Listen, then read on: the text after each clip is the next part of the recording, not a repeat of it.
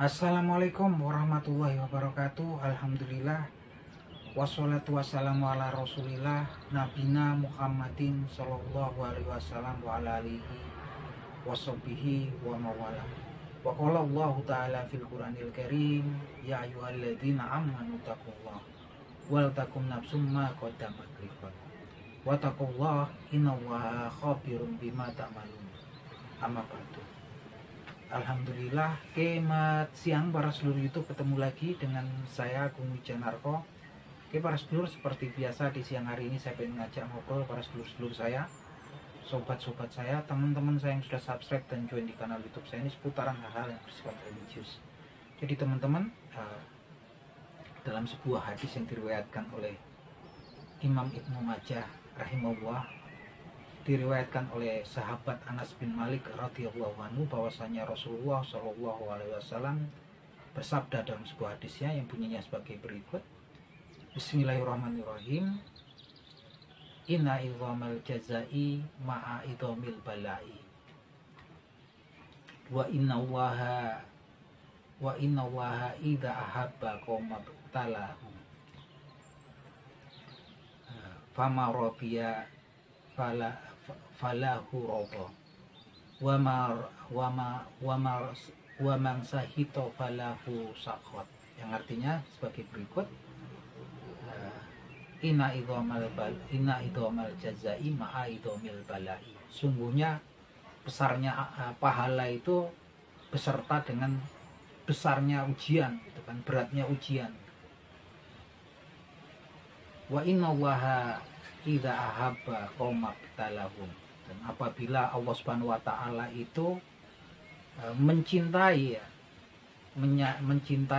suatu kaum, maka dia akan menimpakan ujian, memberikan ujian pada kaum tersebut. Fama radiya falahu radha, dan apabila mereka kemudian orang tersebut yang diberi ujian tersebut ridho ataupun senang, maka Allah Subhanahu wa taala pun akan ridho padanya. Wa man sahito, dan barang siapa enggak suka, falahu radha, maka Allah Subhanahu wa taala akan murka pada orang tersebut.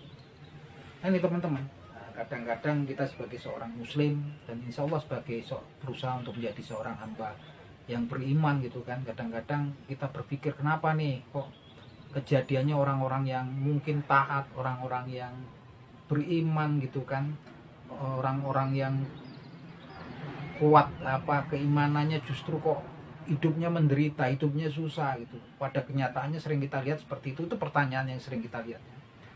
Mungkin seperti saat ini kita lihat penderitaan ataupun kesusahan saudara-saudara kita seiman, yaitu bangsa Palestina, ya. Tentunya ya orang-orang sipil ya yang menjadi korban, gitu kan. Ya, sebenarnya yang kisruh ini kan dari kelompok Hamas dengan Israel, pemerintah Israel, yang jadi korban lah warga sipil, tentunya orang-orang tua, kemudian para wanita, anak-anak, gitu kan. Orang-orang sipil yang sebetulnya juga nggak berdaya, gitu kan. Yang kita lihat, gitu kan, sungguh luar biasa kalau kemudian kita bandingkan dengan kondisi di negeri kita. Belum lama ini kita lihat adalah seorang aparat ya, gitu kan, yang kemudian sudah pangkatnya sudah tinggi, gitu kan, kemudian malah main judi online, dan kemudian nggak kuat karena ujian hidupnya, kemudian gantung diri. Ini kan jauh ya kontras tempat kita. Ada kemudian kemarin yang nggak kuat, padahal secara duniawi, yaitu suami istri udah jadi aparat, kemudian suaminya mungkin bermain judi online, kemudian sampai bertengkar sama istrinya, kemudian terjadi kemudian pembakaran segala macam, yang nauzubillah min zalik ya teman-teman. Ini kan menyedihkan sekali, memprihatinkan sekali ketika suaminya meninggal, istrinya kemudian jadi tersangka pembunuh, tersangka ya, terdakwa, gitu kan, terancam hukuman, gitu kan. Anaknya siapa yang akan ngurus ini? Bandingkan dengan sampai ada yang bunuh diri, gitu kan, gantung diri karena masalah perjudian, yang notabene itu orang-orang yang secara duniawi juga sudah diberikan kelebihan ya, dari satu tingkat oleh Allah Subhanahu wa taala.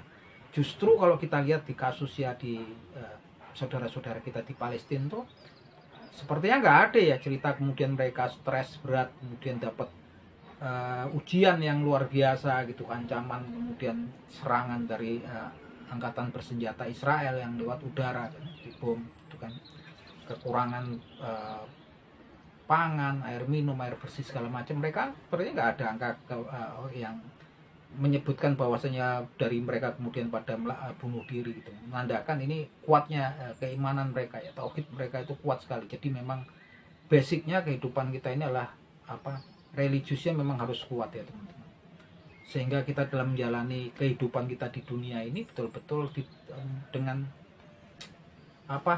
pendirian gitu kan, dengan keimanan yang kuat gitu kan. Nah kalau kita lihat memang mungkin secara kasat mata, lu ini orang-orang Palestina kok malah susah gitu kan, orang-orang yang taat susah, menderita gitu kan. Tapi kalau kita lihat hadis yang diriwayatkan oleh Ibnu Majah tadi, hadis Ibnu Majah rahimahullah yang diriwayatkan oleh Anas bin Malik, sahabat Anas bin Malik tadi, bahwasanya diberitakan bahwasanya itu penglihatan kita anggap itu penderitaan yang memang menyedihkan untuk kita, dan kadang-kadang kita menggunakan akal kita, kok jadinya seperti ini nih, orang-orang yang taat sama Allah Subhanahu wa taala, orang-orang muslim yang taat pada Allah Subhanahu wa taala seperti terkena penderitaan terus. Tapi kalau kita lihat, kita ini nggak tahu gitu kan, karena memang kalau kita lihat dari konstruksi hadis tersebut, bahwasanya besarnya suatu pahala itu bergantung terhadap ujian yang dihadapi oleh seorang hamba tersebut, hamba ataupun kaum kan. Semakin besar ujiannya, semakin berat ujiannya, semakin besar pula pahalanya gitu kan. Dan dikatakan di situ, apabila Allah Subhanahu wa taala kemudian menyayangi, cinta terhadap suatu kaum, dia akan memberikan ujian gitu kan. Dan barang siapa kemudian suka, ridho terhadap ujian tersebut gitu kan, menerimanya dengan senang hati gitu kan, maka Allah pun akan ridho pada kaum tersebut. Dan apabila mereka kemudian murka, nggak suka gitu kan terhadap ujian tersebut, maka Allah pun akan murka terhadap mereka. Nah teman-teman, jangan sampai kemudian untuk pembelajaran kita semua ya teman, jangan sampai kemudian mungkin ada teman-teman kita yang kebetulan nonton video ini, kok perasaan jalannya lurus-lurus saja kita gitu kan, berusaha taat dalam kehidupan kita, tak mentaati perintahnya Allah dan berusaha menjauhi larangan-larangannya, kok hidupnya kayaknya menderita terus gitu kan, ditimpa kemalangan, kesusahan gitu kan. Bisa jadi teman-teman, karena memang di sini Allah Subhanahu wa taala menyayangi gitu, sayang, suka kepada kita. Dikatakan kalau dia suka pada suatu kaum, maka dia akan timpakan ujian gitu kan. Nah ujian itu tetap ya teman-teman, ketika kita nggak suka sama ujian hidup kita, ketika kita ditimpa kemalangan, ini kok usaha bangkrut terus gitu, saya selalu sakit-sakitan, kamu kalau kemudian kita nggak suka terhadap ujian yang ditimpakan pada kita dan menyalahkan pada Allah Subhanahu wa taala, mengeluh terus, tentunya Allah Subhanahu wa taala diberitakan di hadis tersebut bahwasanya Allah juga tidak akan suka gitu kan.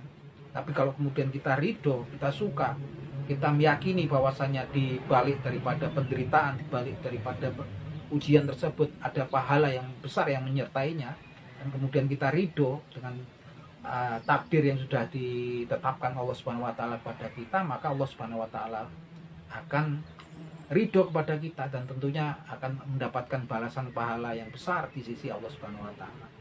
Karena memang yang terpenting daripada hakikat kehidupan manusia, orang yang menang itu ternyata di Al-Quranul Karim bukanlah orang yang kemudian yang anak keturunannya banyak gitu kan, istri-istrinya yang cantik dan banyak, ataupun memiliki harta kekayaan yang banyak, atau memiliki pangkat jabatan yang tinggi. Tapi orang yang menang itulah orang yang selamat nanti di yaumil akhir, selamat dari neraka dan masuk dalam surganya Allah Subhanahu wa taala yang luasnya seluas langit dan bumi, yang memang disediakan oleh Allah Subhanahu wa taala kepada hamba-hambanya yang beriman. Oke teman-teman, semoga bermanfaat obrolan kita di pagi hari ini. Akhir kata, wabillahi taufik wal hidayah. Wassalamualaikum warahmatullahi wabarakatuh.